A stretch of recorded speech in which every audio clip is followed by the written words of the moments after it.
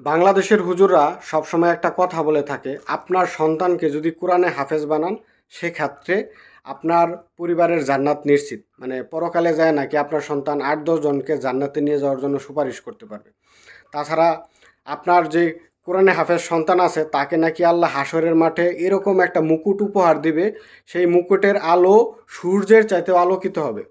ছোটবেলা থেকেই মুসলিম সমাজে এই ধরনের কথাবার্তা আমরা শুনে আসতেছি, কিন্তু আমরা কখনো কি যাচাই করে দেখছি এই হুজুরদের কথাবার্তাগুলা কতটা সঠিক?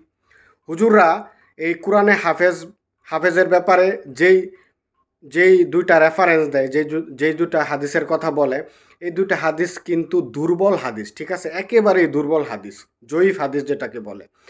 ইসলামের সবচাইতে গ্রহণযোগ্যতা হচ্ছে সহিহ হাদিসের। সাধারণত কোনো এভিডেন্স বা কোনো তথ্য প্রমাণের ক্ষেত্রে রেফারেন্স হিসাবে ব্যবহার করা হয় সবসময় সহিহ হাদিস, ঠিক আছে? কিন্তু হুজুরা এতটাই বাটপার, ভণ্ড তাদের ধর্ম ব্যবসার জন্য তারা কিন্তু এই দুর্বল হাদিস, জয়ীফ হাদিস ব্যবহার করতেছে মানুষের কাছে গ্রহণযোগ্যতা পাওয়ার জন্য, যাতে তারা ব্যবসায় বেশ সফল হয়। আমি একটা ব্যাপার খুব স্পষ্টভাবে খেয়াল করছি, হুজুরা অনেক ক্ষেত্রে নিজেরাও কোরআন মানে না, ঠিক আছে?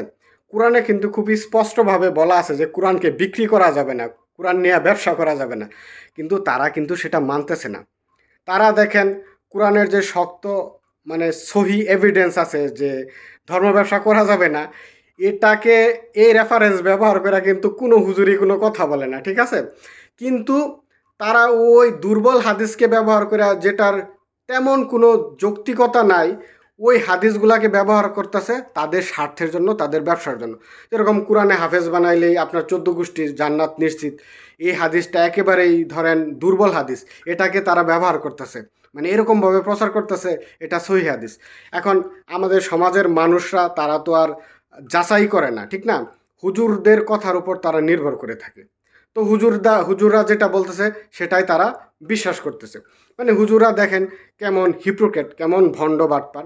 তারাই বলে যে রিজিকের মালিক আল্লাহ, ঠিক আছে? সবসময় এগুলা বইলা থাকে।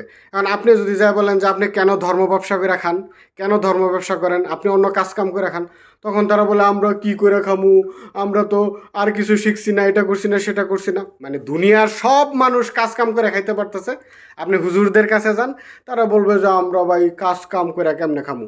কিন্তু তারাই আবার বলে যে রিজিকের মালিক আল্লাহ, ঠিক আছে? আপনাদেরকে পরামর্শ দেয় 5টা 10টা 20টা বাচ্চা নেন, অসংখ্য বিয়ে করেন, কোনো সমস্যা নাই, রিজিকের মালিক হইতেছে আল্লাহ, ঠিক আছে? কিন্তু যখন আপনি তারে ধরবেন যে ভাই কাজ করে খান, তখনই সে বাটপারি শুরু করব, তখনই সে কোরআনের আয়াত মানব না, ঠিক আছে?